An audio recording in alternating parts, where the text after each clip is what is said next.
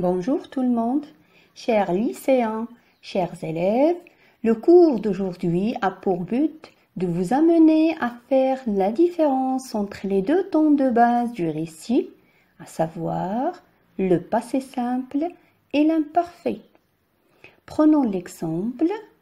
Abdallah l'épicier me raconta les exploits d'un roi magnifique qui vivait dans un pays de lumière, de fleurs et de parfums. Ici, dans cet exemple, on a deux verbes.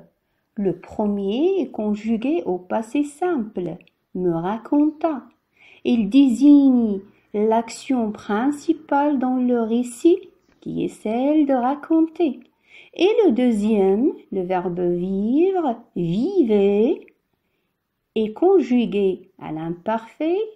Il désigne une action secondaire par rapport à la première, c'est-à-dire par rapport à celle exprimée par l'imparfait.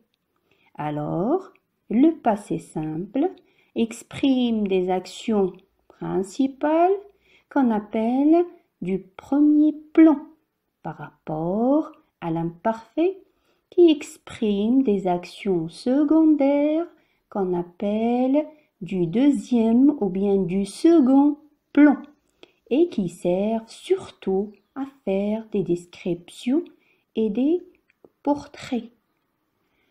Aussi, le passé simple exprime la successivité dans le cas où il y a une série de verbes qui se suivent ayant pour but de faire progresser le récit, c'est-à-dire faire avancer le récit. Une autre particularité du passé simple, c'est l'expression des actions achevées, c'est-à-dire ponctuelles et de durée limitée et définie, par opposition à l'imparfait qui exprime des actions inachevées, c'est-à-dire qui durent dans le temps. Cependant, dans l'exemple, le frère avait son regard de tous les jours.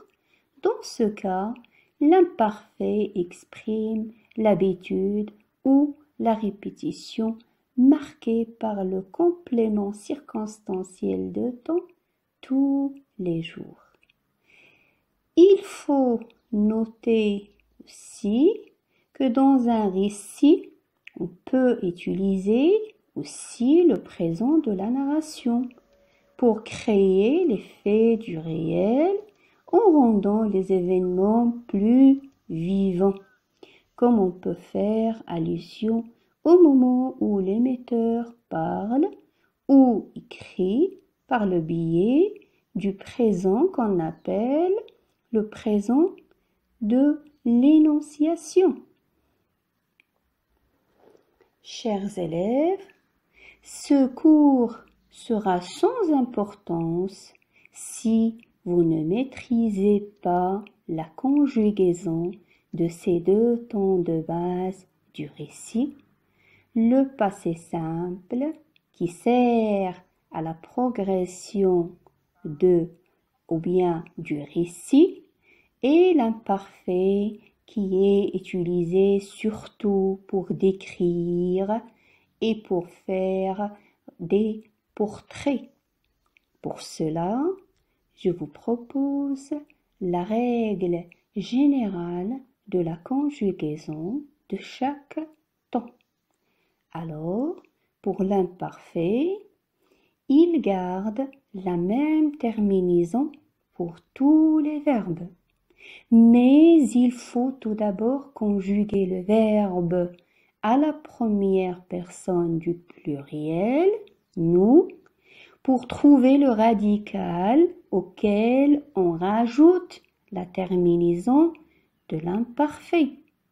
Par exemple, le verbe finir au présent à la première personne du pluriel nous finissons.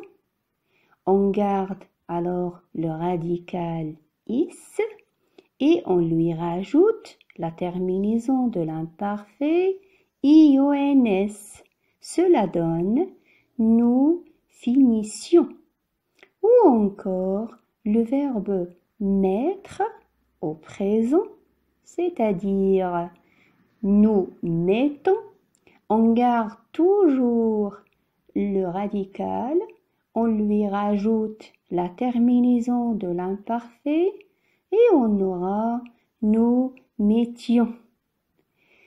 Pour ce qui est du passé simple, la terminaison est variable. Ainsi, les verbes du premier groupe plus le verbe aller se conjuguent avec la voyelle A. Ils prennent AI, AS, A, AM, AT, R. Exemple, j'aimais, tu aimas, il aima, nous aimâmes, vous aimâtes, ils aimèrent.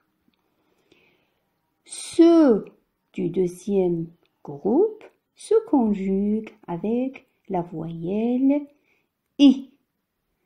Je finis pour le verbe finir. Tu finis, IS. Il finit, IT. Nous finîmes, IM. Vous finîtes, IT. Ils finirent, IR. Donc au lieu de A, on a I. Pour ce qui est des verbes du troisième groupe, ils peuvent se conjuguer comme ceux du deuxième groupe avec la voyelle I, comme le verbe mettre. Ils peuvent aussi se conjuguer avec la voyelle U, comme le verbe lire. Je lus, tu lus, il lut, ut bien sûr. Nous lûmes, vous lûtes, ut, ils lurent, eurent. Donc on remplace le i tout simplement par le i du deuxième groupe par le u. Mais des verbes comme tenir, venir se conjuguent avec in. Prenons l'exemple du verbe venir.